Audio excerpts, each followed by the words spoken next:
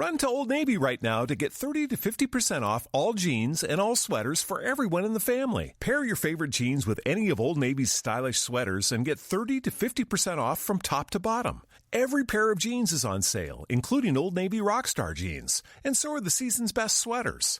All jeans and all sweaters are 30 to 50% off, now at Old Navy or OldNavy.com. But you better hurry, this deal won't last. Run to Old Navy, valid 11/2 to 11/8. Blog Talk Radio.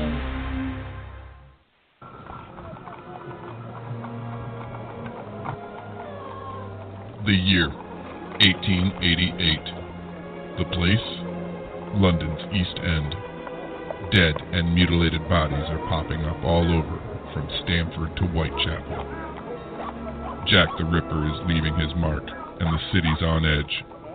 Yvonne Mason is back with a tale of murder and millinery. The Rhodes Hat Factory is booming while the body count rises. Why now? How are these hats connected? Has the Hatter gone mad? Mad Hatter from Yvonne Mason. Available now on Amazon.com. Good evening, ladies and gentlemen. This is Yvonne Mason. This is my show, Off the Chain, and yes, another shameless bit of self-promotion. But that is what I do. So run right out after the show, not during the show, ladies and gentlemen, but after the show, go click on Amazon and get the Mad Hatter, and now you will learn why there's always a smile on my face when that commercial is played. I have to give kudos to a friend of mine named Christopher Dunham. He did that ad for me, and he nailed it. So thank you, Christopher, for all you do for me.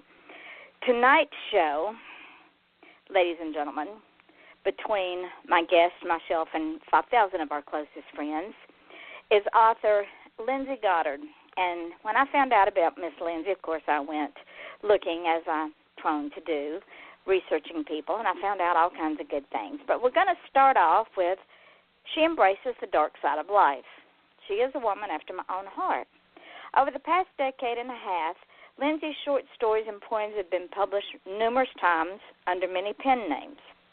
Recent credits include Dark Moon Digest, Perpetual Motion Machine Publishing, Sirens Call Publications, and the Sinister Horror Company. Now, don't be fooled if you spot Lindsey in the suburbs of St. Louis, Missouri, because she's really only half there. The other half is anywhere and everywhere else. We're still looking for the other half. But some say it's in the realm of her imagination. Now, Lindsey loves her husband, her 3 children, and her crazy cat, and she hopes one day to make them proud of her weirdness, especially the cat. I have to delve into that later on in the show. Her first full-length book, Ashes of Another Life, was released through Omnium Gatherum Press this past summer. For more information, of course, visit Miss Lindsey at lindseybethgoddard.com. But before you do that, welcome, Miss Lindsey. How are you, my dear? Hi, I'm great. So thanks so much for having me. Oh, thank you for agreeing to come on the show. I've been so excited since I read all about you. I couldn't wait to get you on here. Ladies and gentlemen, what y'all don't know about Lindsey, and I'm going to let her tell it, she has a very interesting history. So I'm going to start with that. Tell our audience how you got to all these short stories in your first full-length book and your journey. I mean, it's been interesting. I don't know many 9-year-olds that write their first story. Right. Well, I always was writing. I remember as young as 6 years old on the old typewriters that we had, before all of our newfangled devices we have now.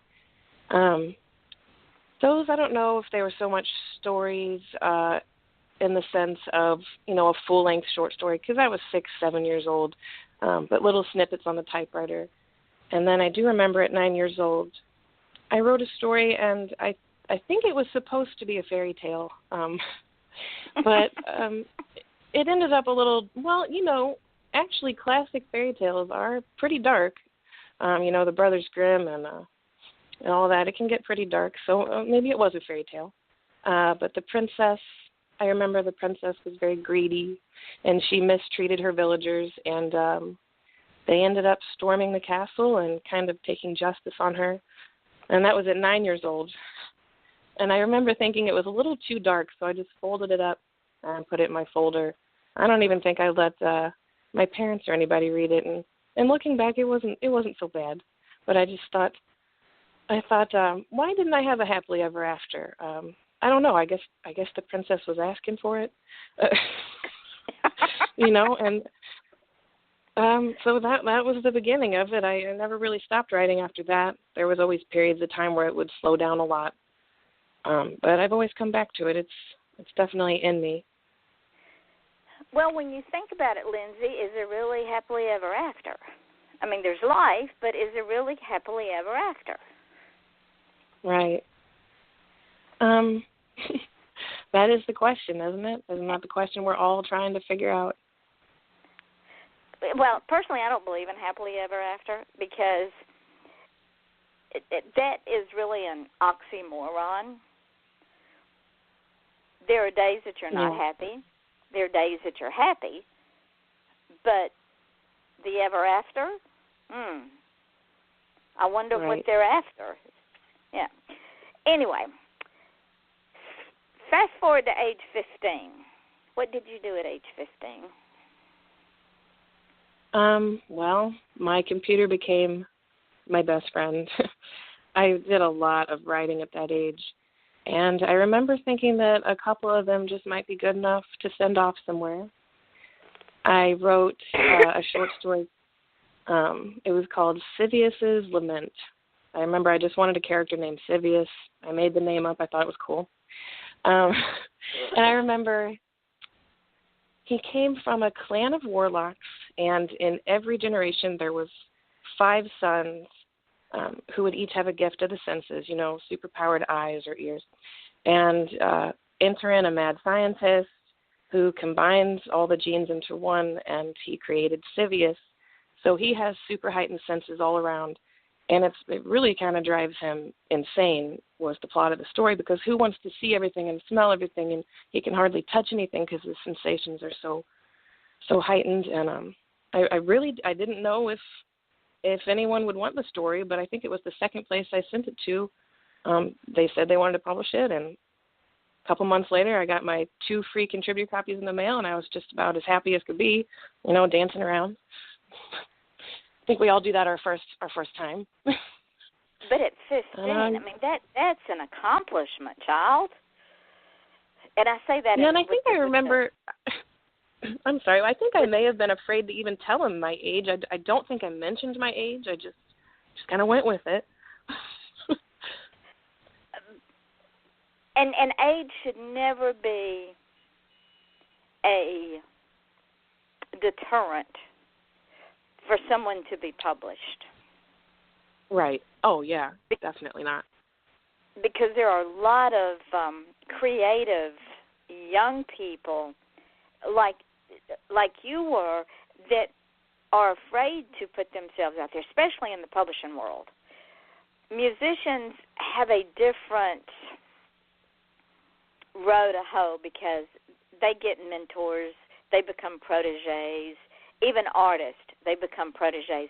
But writers, it's very difficult enough for us in this industry, and then for a young person to live with the dreaded fear of rejection at 15, that could have devastated you if you hadn't been strong enough within yourself to know that you had something good going on. And I think my parents kind of always encouraged my creativity in whatever form it was coming out in, and that's probably true of a lot of young writers and a lot of young creative people. It definitely helps if you have the support and you don't have people rolling their eyes saying, "Oh, what a silly little hobby," So that's probably because to us it's not a hobby. And especially at that age, it's I want to call it a life's work. It's a dream. Mhm. I mean, and look at The Outsiders by S.E. Hinton. I think she was 14 or 15 when she wrote that, and now it's a classic book taught, and it's covered in every school in 9th and 10th grade. And if no one had believed in her, especially if she hadn't believed in herself, that wouldn't have come to be. I don't think age is ever a restriction, really. No, it isn't. It is not. It's the heart of whoever is the artist. It's like you and I were talking earlier. Some of us are just born with old souls anyway. I think some of us are born with either a song in our heart, a picture in our heart, or a story in our heart. It's part of who we are. It's part of our DNA makeup. Definitely, yeah. There are, and talking about the authors, you brought out Stein. You read a lot of diversified authors. Oh, yeah. I mean, I'd never really thought about it, but I guess I do. I don't really stick with one genre. I think that'd be boring. Tell the audience some of the authors you read, because I found it very interesting. Well, of course, only horror authors are going to come to mind if you put me on the spot and ask me the question. But I pretty much do it all. I've been actually, the older I get, the more I realize how much of what's considered classic literature now that I actually had never read. And so at the age of 30, I'm reading things that I feel like, oh, I should have read this 2 decades ago. But I think that's part of growing as a writer. You have to say, you know, I'm never too old to go back to what I might have missed out on. You feel, sometimes you feel obligated to have read everything that's ever been written. Well, you're a writer. You must have read everything by now. And, you know, that's not true. It's not true for any of us. So no. I went through a phase recently. I went back and read a lot of the classic stuff. But I'll be honest, I'm just back on horror again at this point. I always end up back with the horror. I don't. Because you're a dark person like I am. And you think about it. Talking about the classics, if you go back and read Shakespeare was the horror author of his time. Definitely, yeah. You, think about Macbeth and think about Julius Caesar and Romeo and Juliet. Yeah, it was a love story, but dig a little bit deeper, it was filled with all kinds of nefarious acts. Oh, and there's always got to be, a family crypt with a corpse thrown in there somewhere. Absolutely. Yeah, that's good stuff. It's horror and suspense at its finest. Poe was, if you go back and read Poe's stuff, it had some of it had a romantic ring to it, but then it turned into horror and dark real quick. Mhm. I have a cousin recently who gave me an old Gothic romance novel. This was written, I don't know what year. It's been a long time. It's called The Monk by Matthew Gregory, I think was the author. And that's another one that apparently it's a classic book. A lot of people have read it. I had never even heard of it. And you can't just assume that you know what's going to be inside of a book. I had no idea that Gothic romance could be so dark, and it was a pretty sinister book. And I tell that to my daughters all the time. They're maybe a little bit afraid of the older stuff, and sometimes it will drag. But when you find that diamond in the rough, that truly, gripping book, and it's just, it's an amazing experience. So that's kind of why I jump around from genre to genre, because I don't want to miss anything. If you turn your nose up at something and say, well, I'm probably not going to like that, well, what could you be missing out on? Exactly. And go even further back. I'm 65, and in the 60s, at 4 o'clock every afternoon, it was a love story, it was Gothic romance, but it was horror. It was Dark Shadows. Mm-hmm. And all of that, and there was no happily ever after in that one either. So when people, and it's like you say, when people talk about, well, I don't want to read it because it might be too hard to plow through, or It's an old book. That's one of my favorite things I get her. Well, it's an old book. It's not important anymore. Well, that's not true, because one has to open one's mind when reading a book or reading anything in order to be able to learn. And it's like you say, if you say, well, I don't think I'll like that book, then you've completely negated anything that you might learn in that book. Mhm. And I enjoyed that book so much that I pulled it up on Google just now in case anyone wants to go out and find it, because I knew I didn't get that author name right. It's Matthew Gregory Lewis, and the book was The Monk. And of all the classic literature I was kind of delving into in that period of time, that's the one that got me the most. It was surprising little twists in there. I'm sorry, I just hate it when I slaughter an author name. I'm like, oh, did I say that author name right? So then I got to run to Google. And That's okay, because now I want to read it. Pique my interest. See, there you go. See, you're evil, Lindsey. You're evil, and I love you for it. Speaking of, but let's talk a few minutes about, ladies and gentlemen, I have my authors call in early because we have a little chat before we go live, and I pick up little tidbits. And Lindsey told me before the show that now she thinks she's old, but she's not. She's young, she's beautiful, she's vibrant, as compared to me, who's getting older by the day and not so much. But anyway, so she said she threw her back out, but she didn't know how she threw her back out, that she woke up and her back was in pain. And I said, Lindsey, did you overdo it? She said, I don't think so. I don't know what I did. She said, I just woke up and my back was hurting. And I said, maybe it was a poltergeist. And then where did we go from there, Lindsey? Well, then, of course, I had the recollection that while my husband was taking the kids for a walk this past week, of all walks for me to miss out on to do the dishes, they ended up finding this little family plot, a little cemetery, just right behind this group of mailboxes in our neighborhood. We had never had any clue it was there. We've been here probably almost 8 months we've been here. So I said, well, maybe you've got something to your theory there, Yvonne. It could be a poltergeist. Yeah, Lindsey and her husband live in a brand-new house. That's what she told me. She says, but it's a brand-new house. And I said, Lindsey, but the ground's not brand new. And lo and behold, there's a cemetery there.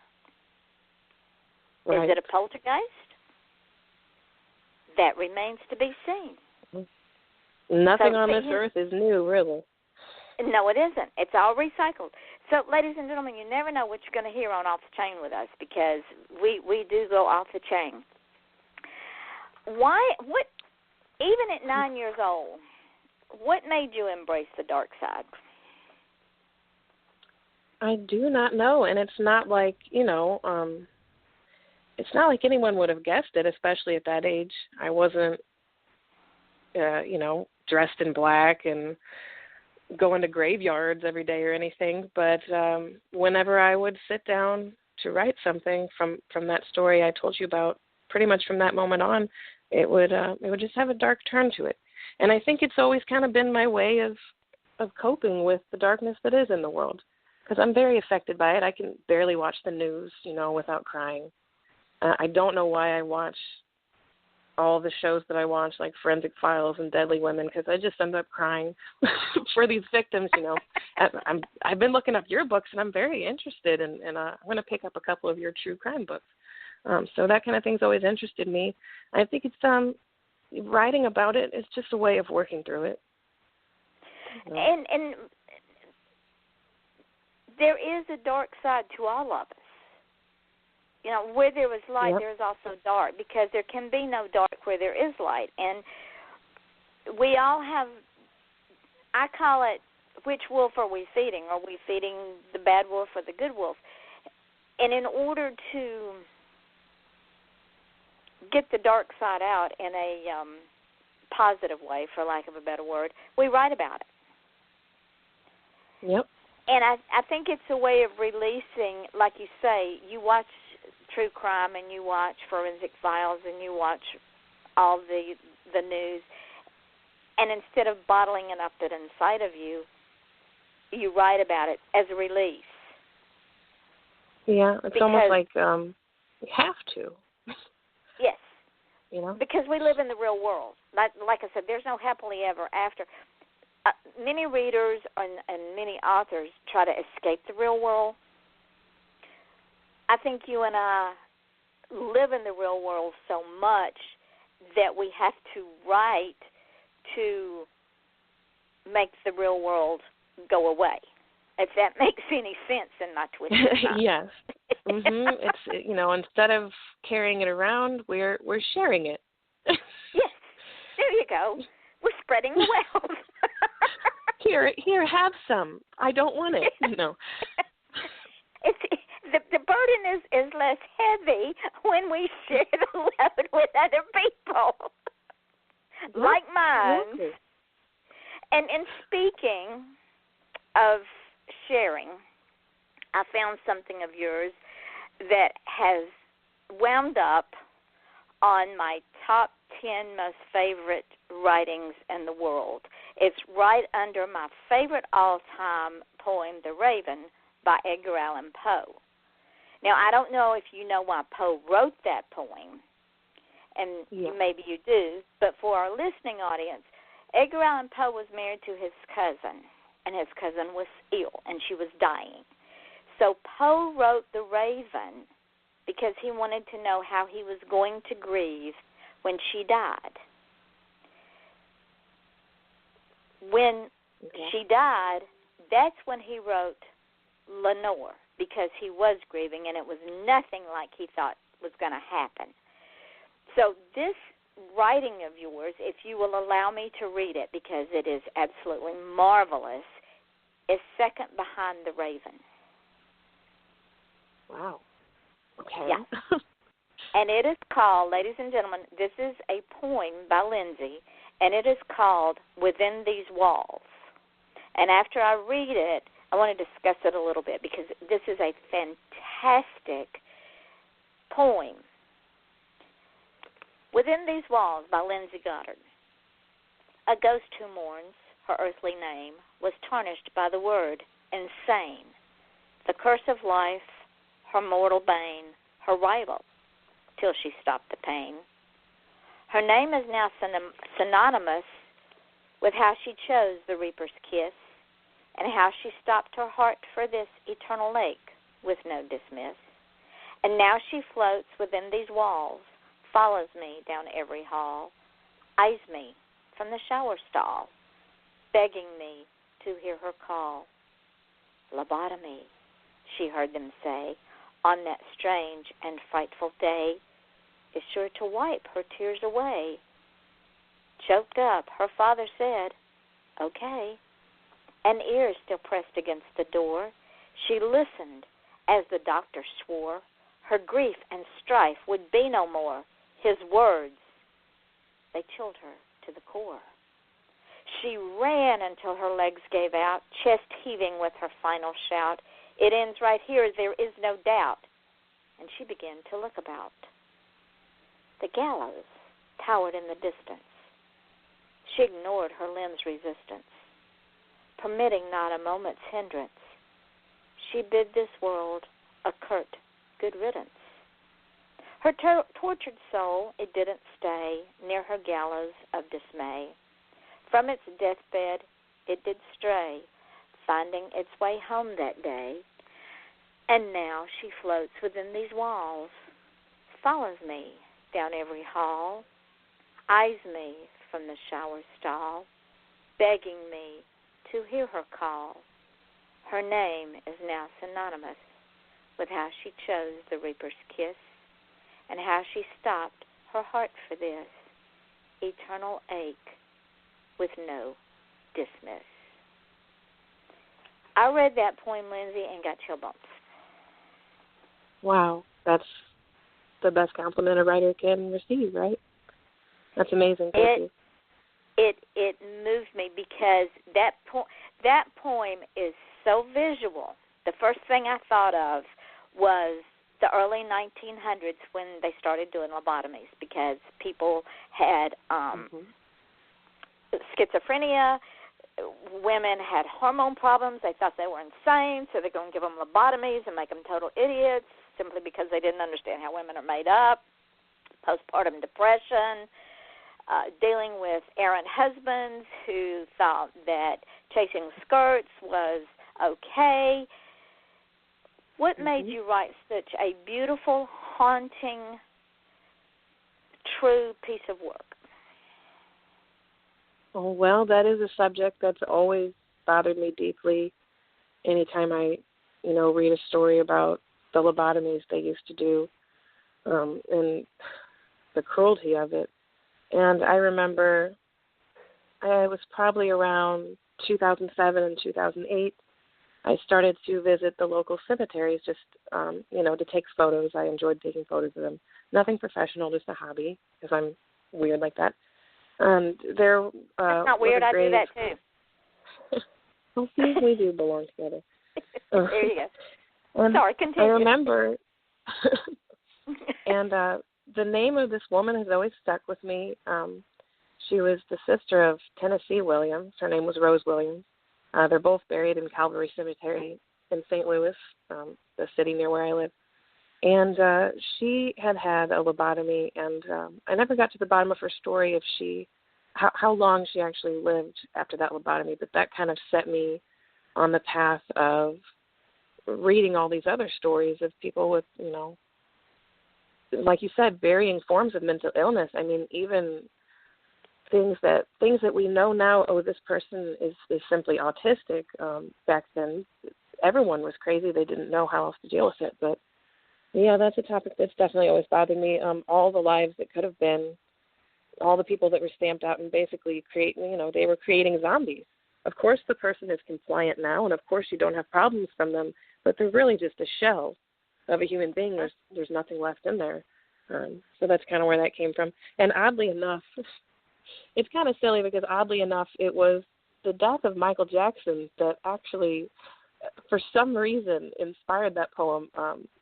Two completely unrelated things, but I remember I started thinking, well, you can't really know a person just by looking at them from the outside, and even if they're the most famous person in the world and everybody knows who they are, what's really going on there? Only a select few people, if any, ever know, and that's kind of what set that in motion, just how people are so misunderstood with their mental illnesses. It's really saddening.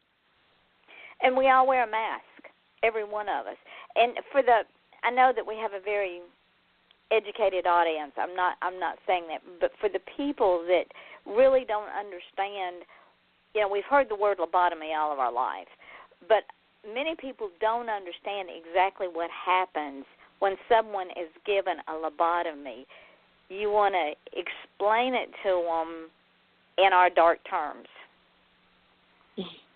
Well, from what I know, there's different ways to do it, but the cruelest way is basically they'd stick a stick up their nose and jiggle their brains around. I mean, to put it graphically, it's pretty much the brutality of it. I know there was other ways to do it, but I don't think any of them were necessary. They definitely weren't pain-free, I wouldn't think. Yeah. And some of them, they would literally drill a hole in the head and cut out the front part of the brain. Well, yeah. And it's traumatic brain injury. Anytime the brain is messed with, whether it's from a wreck or a lobotomy or a concussion, you lose cognitiveness, you lose short-term memory, you lose senses, you lose the ability to reason, you lose long-term memory, you lose coordination skills, you lose the ability to communicate. And like you say, yeah, they're compliant, but they're better off dead. Right. No one would want to live that way. I'm sure if they had any say in the matter, would have said, please no, don't do that. But then in the early 1900s and even further into the 20th century, women had no choice. If a woman just had a baby and had postpartum depression, she was insane. So they shipped her off to the mental institution so they didn't have to deal with her. when a woman's legal rights are only in the hands of the men in her life, it's unfortunate a lot of the time. Exactly. Thank goodness we're moving on a little with the human race, you know. Well, the last man that tried to tell me what to do, I divorced him. There you go. I've been telling my own self what to do since I was about 2 years old. So this poem of yours, my dear, is, like I said, second behind the Raven because, ladies and gentlemen, when I read this poem, I have to tell you, the visuals that were in my head, the fear in the eyes of the woman as she's learning through eavesdropping that they're literally going to make her a walking zombie without the brain eating, of course, and that her father, in his uneducated mind, thought it was for the best.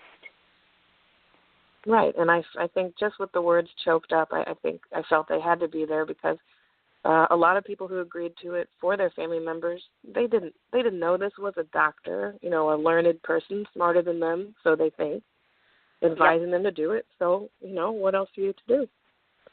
You believe the doctor then, because he, like you said, he was the learner, he was the educated one. He had all the answers. He in some people's eyes was next to God, and unfortunately, or fortunately, that is not true. It's called practicing medicine because it is not an exact science. That's what they do. They practice. So, Lindsey, my friend, I love this poem. It is so visual. Thank you. You're quite welcome. Now, let's get back to your pen name. So folks can go, can you still be found under your other pen names?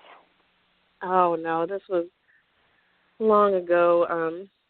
Well, you know, back when I was 15 and 16 getting published, I went under Lindsey, Linzee, Wagner, Wagner.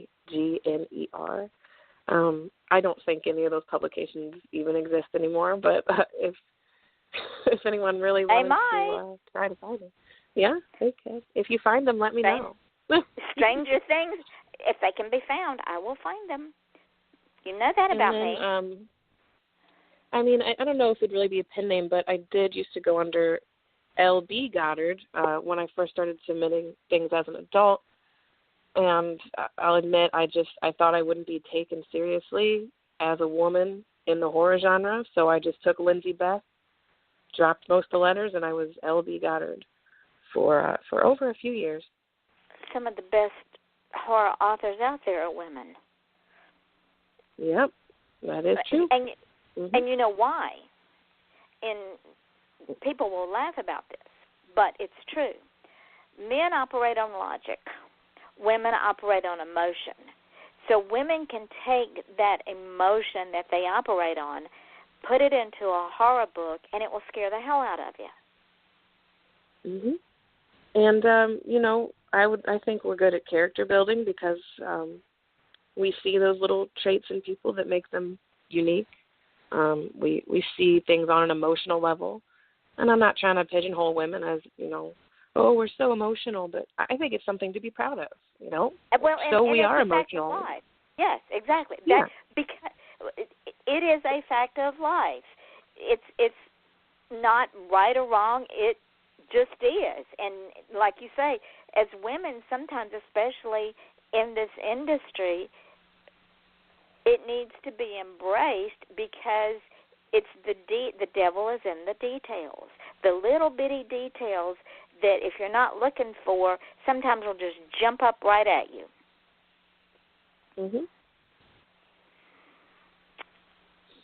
Let's talk what about... would we do? I was just going to say, what would we do without women writers anyway? Some of the best books in the world have been written by women. That is very, very true. Extremely true. Now, I want to talk about Ashes of Another Life because I was reading a little bit about it, and I find it very interesting that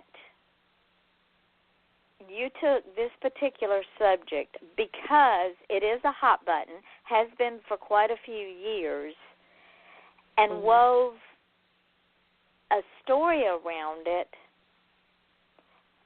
that embraces all kinds of emotions. So tell our readers about this book, how you came to the subject matter, and how you managed to spin it and to such a beautiful story.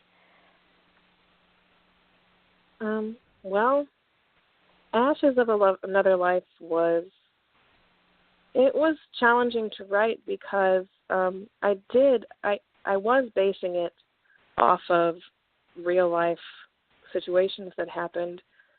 There was and still is a religious cult in the Utah, Arizona area, which I've kind of based my cult off of. I've changed things here and there because I want it to fully be a work of fiction. I'm not trying to write a nonfiction book on this topic, but I couldn't help myself from writing it because I was working at the library and I started to encounter these nonfiction books written by survivors of this actual cult. And one after the other, I read them. And these people are so brave, and it's just so hard to understand when you live in our modern world out here in, quote unquote, real society. It's hard to understand the mentality of someone who would stay in this situation. But when you're brought up with it and all your family members are part of it and you don't venture out often, if at all, you don't know anything else. And so you can't look at these people as, they're so strange or so odd, they come from this cult. It's like, no, they're just humans who were born into this, and a lot of them bravely, they risked a lot to get out of it. And I kind of took that and I spun my own story about a young girl. She's 14. She's coming up on her 15th birthday. And she escapes her situation due to a tragedy. Her family is burned in a house fire. But it's hard for her to adjust to the new world, and she's got this old community. The church is after her. They want to bring her back. So she's got that going on. She's got a lot of mental distress from what's happened, and she's seeing strange things, and that's where it started. And I wrote it down. It was going to be a short story, and I said, there's no way I cannot fit everything I'm feeling into a short story. And so the book was born. A lot longer than a short story. But and real quickly, I want to read the synopsis to the audience because I have not personally read this book, but I guarantee you I'm going to. It's called Ashes of Another Life, and the synopsis reads: when Tara Jane Brewer leaves her polygamous community behind her after her family dies in a tragic house fire, she is plagued by ghastly images of death. Hunted by a member of the church who plans to bring her home to Sweet Springs at any cost, Tara Jane must fight to keep her freedom. But everywhere she goes, she sees the charred faces of her burned family watching her, following her, all 34 of them, waiting for her to come home and resume her place in the family. And any of you listeners out there that know or understand about polygamous communities, they are a very close community. And there is a lot of abuse, both sexual, physical, mental, emotional, and spiritual abuse that is rained down, especially on the young girls. And it's like Lindsey said, to be able to break out of that is almost like it is a rebirth, isn't it, Lindsey? Because they have to learn how to live a singular life. Right.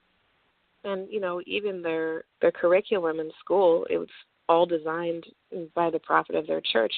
They're only learning what the people in control want them to learn. So there is a large amount of things that they have to relearn. It is like a rebirth, a whole new world, And while your book is fiction, I am sure that it is filled with a lot of educational lessons that the outside world could learn. And if a young girl were to come to someone and say, I need to get out, help me get out, and this is why, and then somebody comes looking for them, they wouldn't be so free to hand them back over. Mhm. They would want to protect them. Yeah, and a lot of people still don't know. They say, I tell people about the premise of the book, and they say, "That's going on now." Yeah, it is.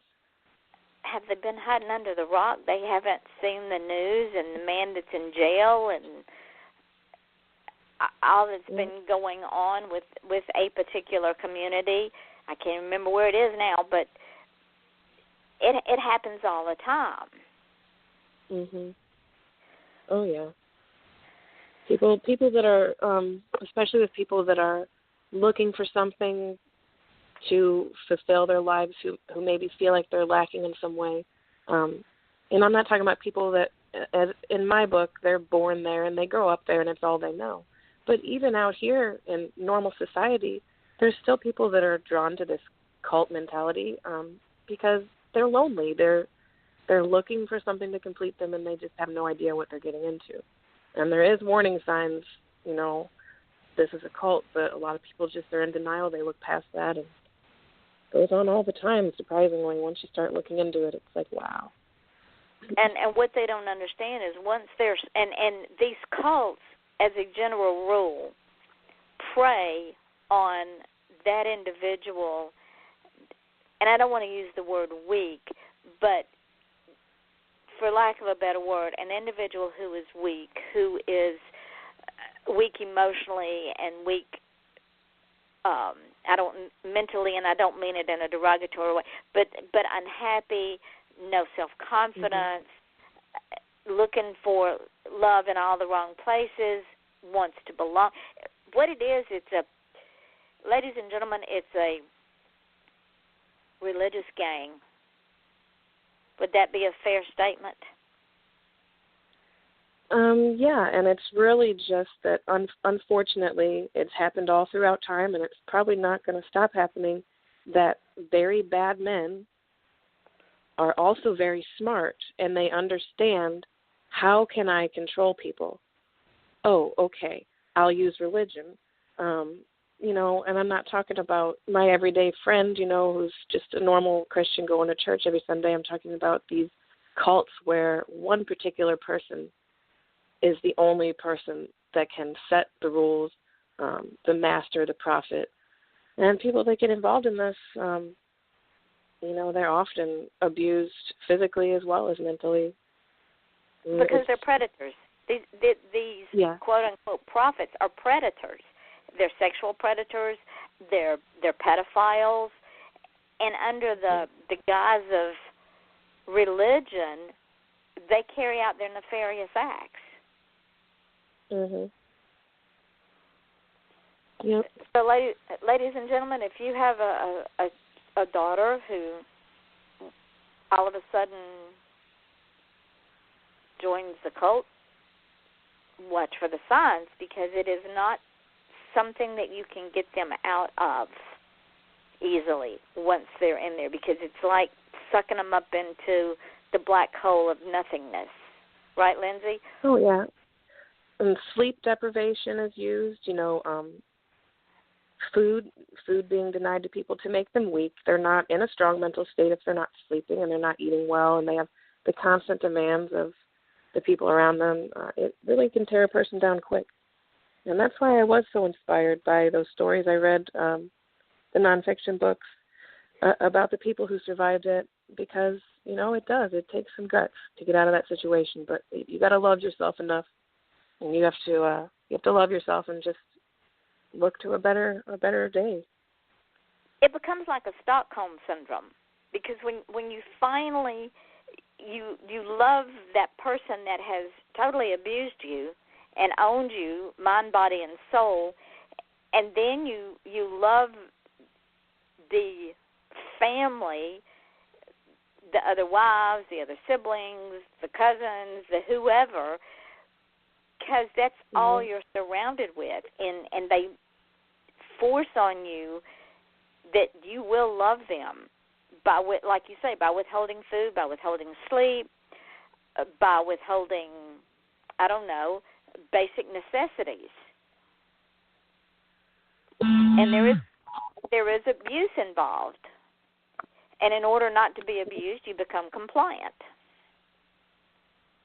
Oh, my goodness. I don't know if you heard that on your end, but I think I got, maybe an Amber Alert or a weather alert on my phone because it was just buzzing in my ear. Okay. I'm sorry. I'm not sure. Poltergeist. It's the poltergeist.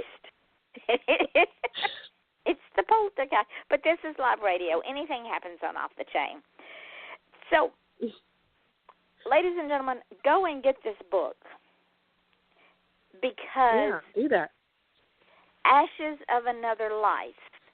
Get this book because it will teach you many things. Learn things, as Pride says on NCIS of New Orleans. Go, learn things. Because if you're aware of the things around you, you are less likely to lose your children to sexual predators. And these cults are run by sexual predators.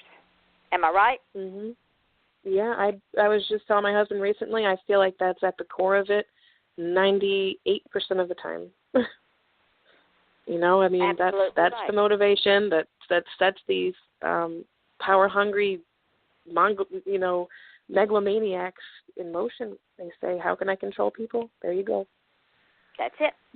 Now, what else have you got coming down the pike, my friend? Well, first of all, I hope that my voice tonight doesn't sound like I've been gargling gravel, because I have been in the grips of some kind of monstrous cold sinus thing for weeks. So I hope I sound all right. My throat's pretty scratchy and my nose is pretty stopped up, but I'm trying to hang in there. Right now, but even if you have been gargling gravel, that's okay. We're dark, remember? That's what I do for fun. Yeah, I love it. Well, right now I think every single person I know on Facebook is doing National Novel Writing Month, and I plan to join in. I really do. I'm a late bloomer. I'm a slow starter. I haven't, but Yvonne, I've not. I mean, I literally have written nothing, and it's November 5th, but I still have time. Because, Ashes of Another Life, it's big novella. It's, let's see, I'm holding the print copy. It's 146 pages in print, but it's not a full-length novel, and that's something I feel any day now that novel's going to come out of me. I got about 3 of them started. I just got to pick which one I'm going to go with and get that novel done. So that's what I'm working on, trying to get myself. Well, the question that begs to be asked is, which voice in your head is screaming the loudest? Whichever one is screaming the loudest, that's the one you have to write, because if you don't, then that voice is going to say, okay, Lindsey, you didn't pay any attention to me. Now you're going to want to write this book, and I ain't going to be here for a while. I'm shutting that door. So there. Am I right?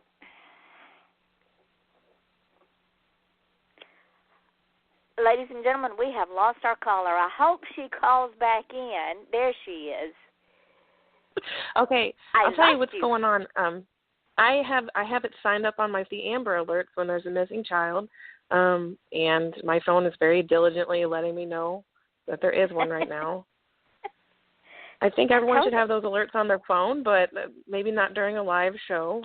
But, but that's okay. You call right back in. But you missed what I said, so I will reiterate it. I'm sure the audience is just falling down laughing, because what I said is you said you had 3 books that you had started, and I said, well, you've got to decide which character in one of those 3 books is screaming the loudest to write the story, because if you don't pay attention to them, what's going to happen is the voice is going to say, okay, you're not paying attention to me, and when you get ready to write that book, I ain't going to be here because I'm out of here for a while, and they'll slam the door, and then you've got to figure out what to do next, right? Yeah, my characters are awfully sassy and rebellious, so you're probably right. So there you go. Whichever one is screaming, that's the one you got to write. Tell our audience where you can be found so they can keep up with you. Well, a good starting point is my official website.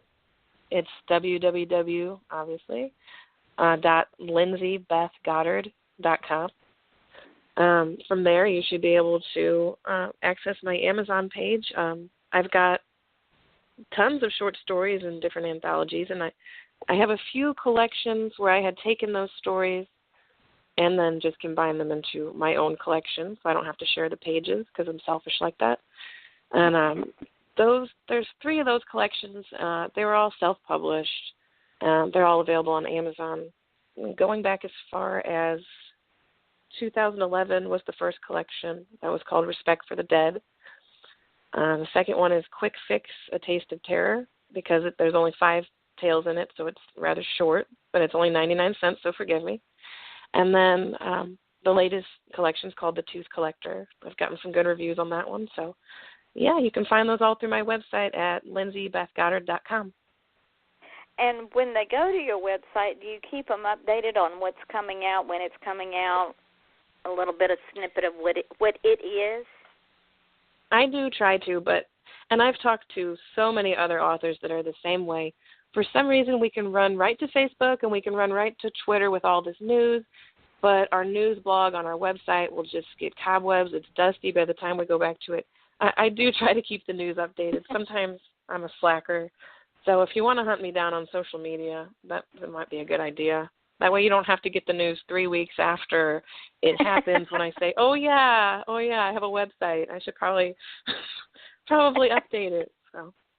And ladies and gentlemen, if you want to find a real easy way, and you're my friend on Facebook or you're not my friend on Facebook, my Facebook page is public. Just go look at my friends list, look her up, friend her, and while you're at it, you can friend me. Now, I have a question that I always ask every author and everybody that's on the show, simply because the world is full of dreamers.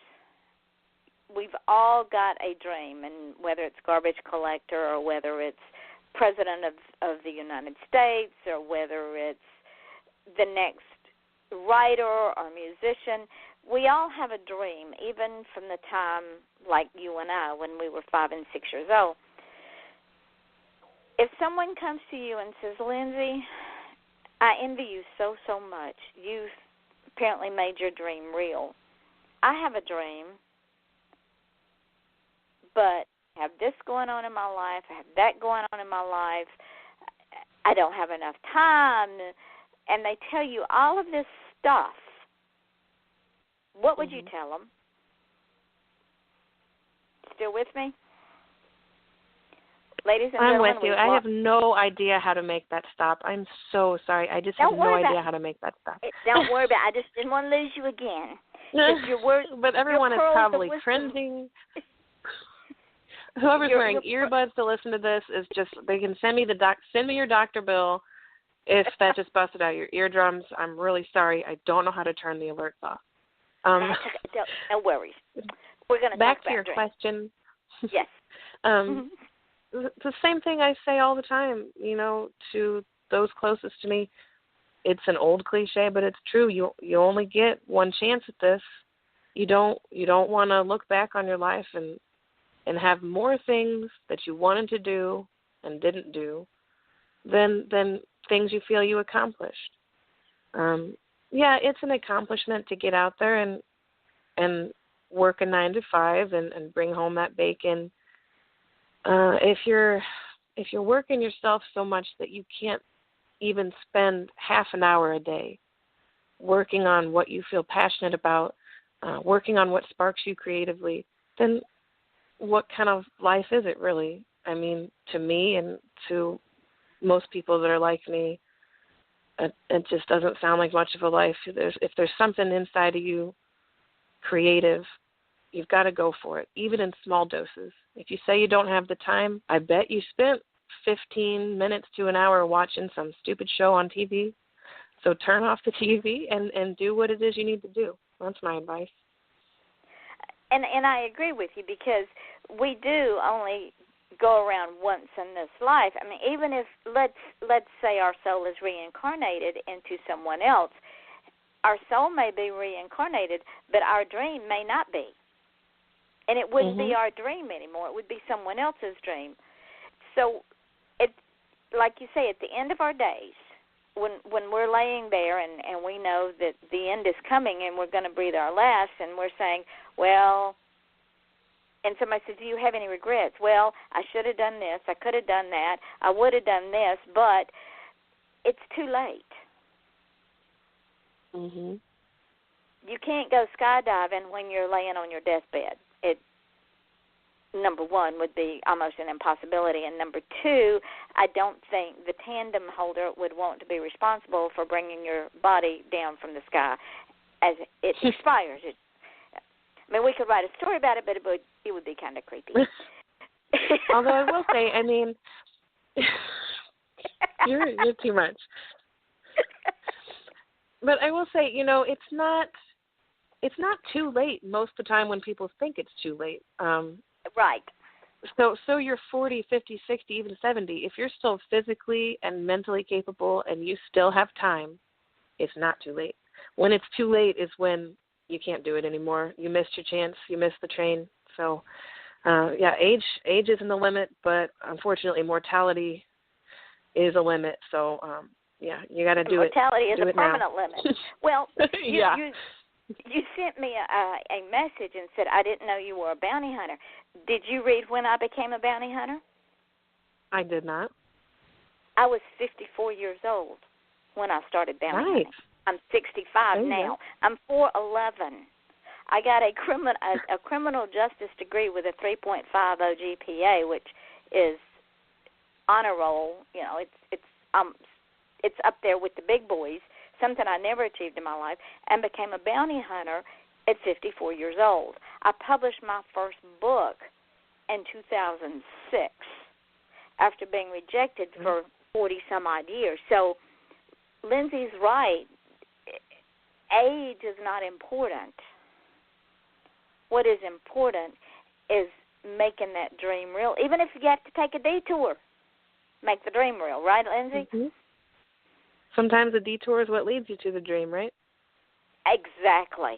You are exactly right. And what you thought was your dream might be not the dream that you're going to accomplish. Is, like you say, it's just leading you to a different place where the real dream is. It's kind of like, is this dream in my heart or is it in my brain? Because my brain is saying, well, this is a real logical way to do things. This is how people live their lives. This is what you should do.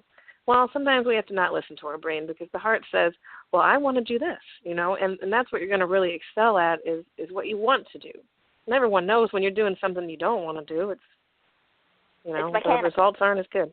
Yeah. Exactly. We become robots. We get up at the same time every morning. We go to the same dead-end job. We put in the same odd hours. We get back in our car and we come back to the house and we fix the dinner and we bathe the children and we sit down and we watch TV and we get up and we go to bed and we get up the next day and do it all over again. Now, for some people that might be fulfilling. If it is, one, God loves you. But for those who are creative and, as Lindsey says, have a passion in your heart, you need to make that passion real. Ladies and gentlemen, we're getting to the end of our show. Lindsey, my sweet friend, thank you so much. Do not hang up when the show ends because we're going to chat for a few minutes, which will be heard in archives. But I want to bring you back after the first of the year, and we'll chat some more because there's more for us to chat about. The poltergeist. Got to find out about the poltergeist. And I have to figure out how to turn off those alerts on my phone. Well, it's like a lot. We really do. Ladies and gentlemen, on Tuesday night, now, yeah, I know it's election night and everybody will be watching the elections, but we're going to take an hour out of the madness and come to the same place called Off the Chain, and we're going to listen to author Gary Satra discuss his life, loves, history, and who knows what else. It'll be fun. So Join us 8 o'clock Tuesday night for author Gary Sartre. We'll be bringing Miss Lindsey back. And as I always say at the end of my show, live, love, laugh, dream, achieve, and believe. Because you are all you got, ladies and gentlemen. So until Tuesday night, this is Yvonne Mason with Off the Chain. We say good night.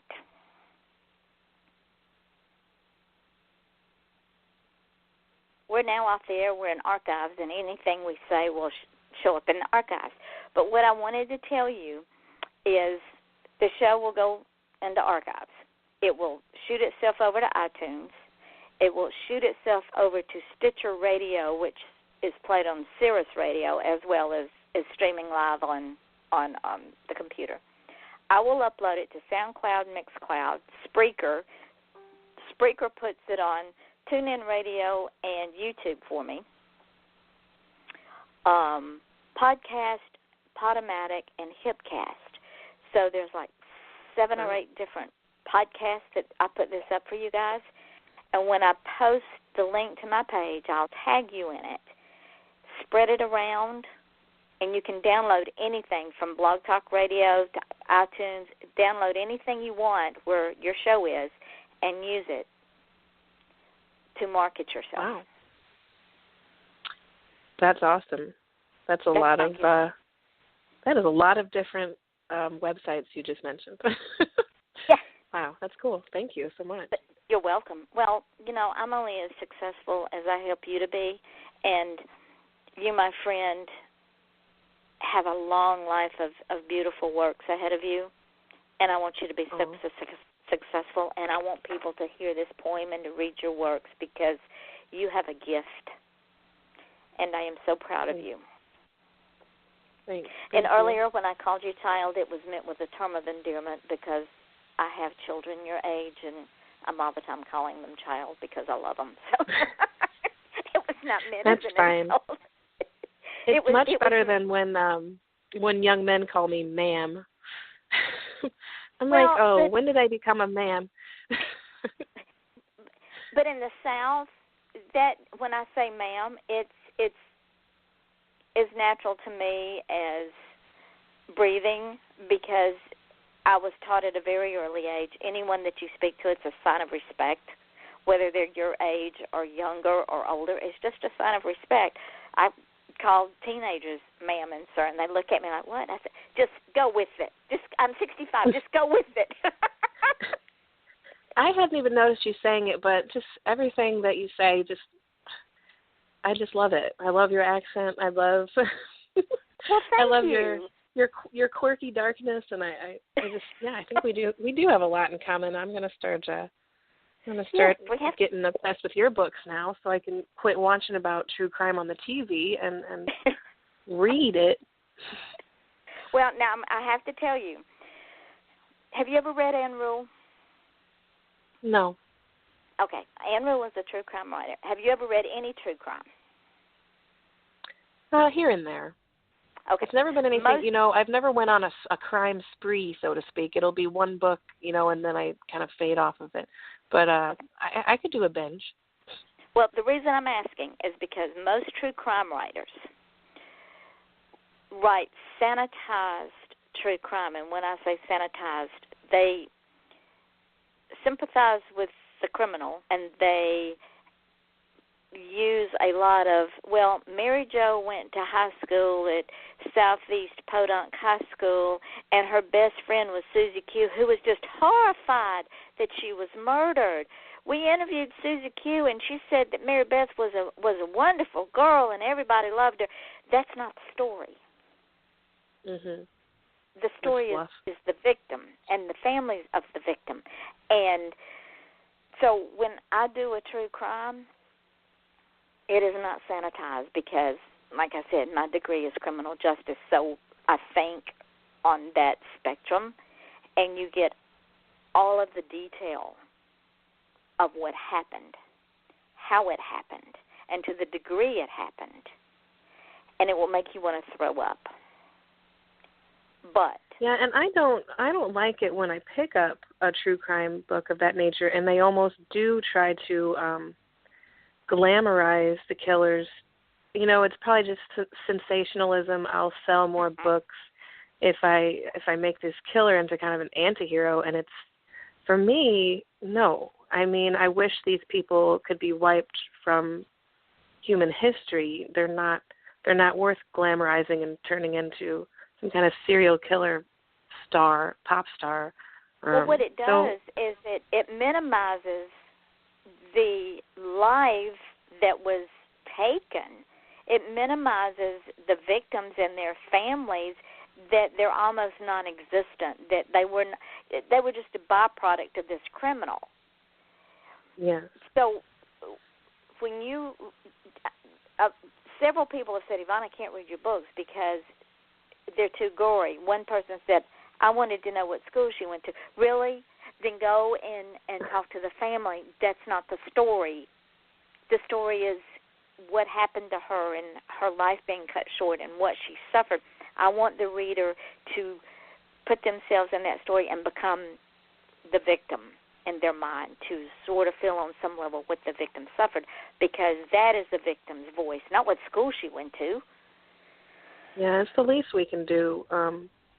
They don't deserve to disappear, and their story doesn't deserve to be forgotten. And since you're a fan of my poetry, I'm still working on it and tweaking it, but I've actually written a poem called Secrets of the Slain.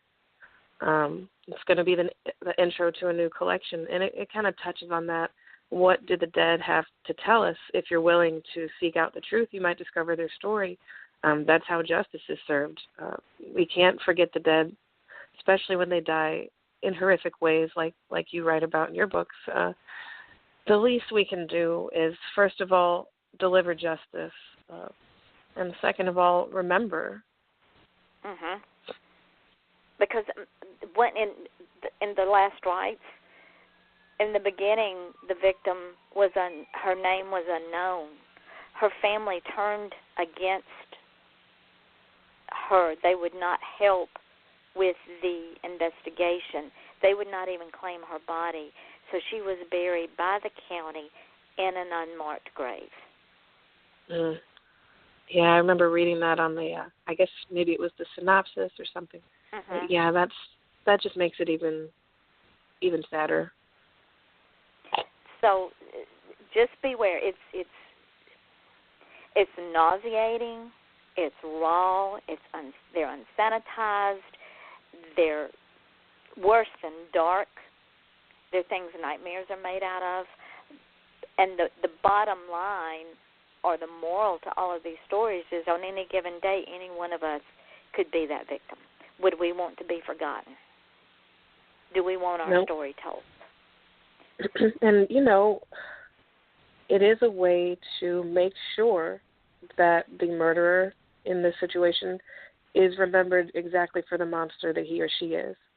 And like I said, if I could, we would wipe them from human history, wipe them from existence if we could, but we can't. They did what they did, and they should be looked at as the monster that they are. We shouldn't be glamorizing them and, wearing serial killer T-shirts. And, I'm into the horror culture, and serial killers, they're interesting. I find serial killers or any killer interesting, of course, but not in such a way that they are to be idolized or even, So I think, you're describing the brutality of the crime because that's what happened, and it's going to make that person even darker and more twisted to people, and that's how they deserve to be viewed for the rest of time, what they did. Yeah, they are, the news sensationalizes, I can't talk anymore tonight.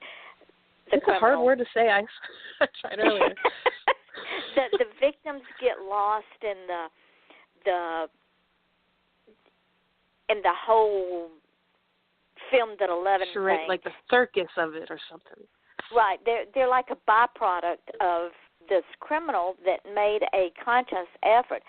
And serial killers plot and plan. That was my forte in college, was studying serial killers, because they are unique as opposed to just a quote unquote garden variety murderer. because serial killers, most of them are geniuses, and they really believe they're smarter than the cops, and that's why. And it's power. We're back to that power thing, and they like to relive it. And when the memory of the crime starts getting dim, that's when they strike again. But it's like a drug. They have to do it more and more often because that euphoric feeling starts fading faster and faster. Well, the more they do it, the sloppier they get because they don't plan it out as detailed as they do when they first start. Yeah, and sometimes they're compelled to keep trophies or keep pictures or write about it. They all keep. And yeah, it's like, good for you. Trophies. Yep. Keep all the evidence you want. And the reason they do that is because that's how they relive the crime. Gerard Schaefer wrote a book called Killer Fiction that he said was just stories out of his overactive imagination. And it was really confessions. He never confessed to the girls he killed in Silent Scream. But the book, which I have a copy of, which will nauseate you, it's confessions of what he did to these girls. And if you put what happened to the girls against his supposed fiction book, it's line by line the same. Yes, they have a narcissistic need to almost brag about it. There was a similar story on Forensics Files. The guy was an arson investigator with the fire department, and all these arsons started happening, and he was suspected of it. And in his house, they actually found a manuscript, which obviously he hadn't sent to any publishers or anything, but a full manuscript. And in this quote-unquote fictional story, or so he claimed it was fictional, a fireman who's an arsonist investigator is committing all these crimes that exactly matched up with the real-life crimes that had happened. I mean, they knew that this guy was not writing fiction, and that was a huge thing to put him away. So I think that their narcissism and their need to brag about it, it's, good, go ahead, because that's going to damn you in the end, my friend, and give you what you deserve. Brag all you want. Yeah, brag all you want. The common title, code, whatever they want to put on it, is they are narcissistic sociopaths. Mm-hmm. And when you link those two together, it describes them perfectly. They are an evil, evil bunch, and in Schaefer's case, he was murdered in prison by someone more evil than him. Well, I hope it was. I won't say that. Well, we all hope it was pretty painful and went on. Oh, it was. It was extremely painful. It was torturously painful. But I'm going to end this. I'm going to end this, my friend. I cannot wait to read your new poem because when you told me about it, I got chill bumps. I'm telling you, your poetry is awesome. It is. Thank you. I cannot describe it. It does things. It does the same thing to me that Poe does, and I don't get that emotional about poetry. It has to be really, really. That's probably because I'm sorry. I was going to say it's probably because I love Poe. I've always loved Poe's poetry, so maybe it kind of seeps out in my work. Yeah, it does. It's visual. A lot of poetry is not visual. Your poetry and Poe's poetry is visual. That's awesome. I've never been compared to Poe, but I'm going to take that. I'm not even sure if you were comparing me to Poe, but I'm going to take that and run with it. I am. That's great. Take it and run. Please take it and run, because I am comparing you to Poe. If I put this poem next to The Raven, the same feeling, not the same visuals, but I get the visuals. I see Poe sitting at his desk in agony, worrying about how he's going to grieve, just beside himself and despondent. And he hears this rapping and tapping, and he can't figure it out. And this raven is sitting there going, "Never more, never more. Dumbass, listen to me."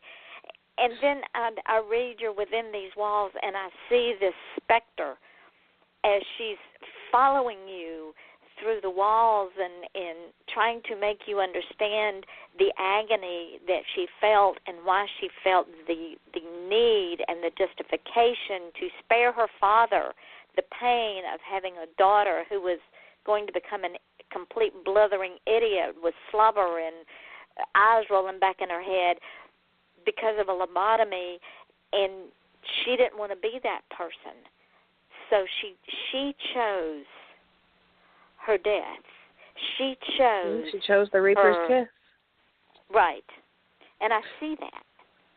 So, yeah, I am comparing you to Poe, and I love it. Awesome. Thank you. So take it and run with it, my friend. I will. And I will set you up to come back after the first of the year, and maybe you'll have a collection of poetry we can do. Maybe. I'm slower on the poems than the fiction, but I'll try this for you. Oh, bless you. Bless you, my child. And I say that with love. I will. And I will. Do you want to come back in March or April or February? February, March, April. When do you want to come back? You tell me. I don't know. The sooner the better, right? Okay. How about let's do March? Okay, yeah. That's a good month. Love March. All right. I'll go and see what I've got on the calendar and get you set up and bring you back, and we'll just have another hour of fun. All right. Sounds great. And take pictures at the cemetery. I want to see them. I will. I promise. All right, darling. I'll talk to you later. Okay. Thanks for having me. It's been fun. You're welcome. I'll see you later. Thanks for coming on. Good night. Good night. Good night.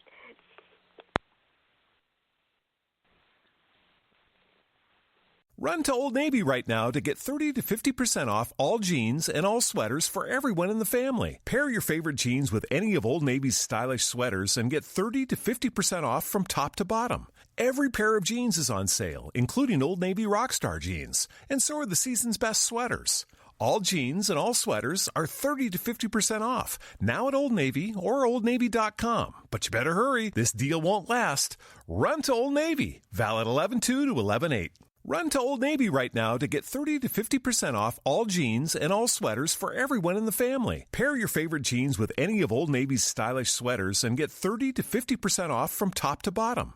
Every pair of jeans is on sale, including Old Navy Rockstar jeans, and so are the season's best sweaters. All jeans and all sweaters are 30 to 50% off, now at Old Navy or OldNavy.com. But you better hurry, this deal won't last. Run to Old Navy, valid 11/2 to 11/8.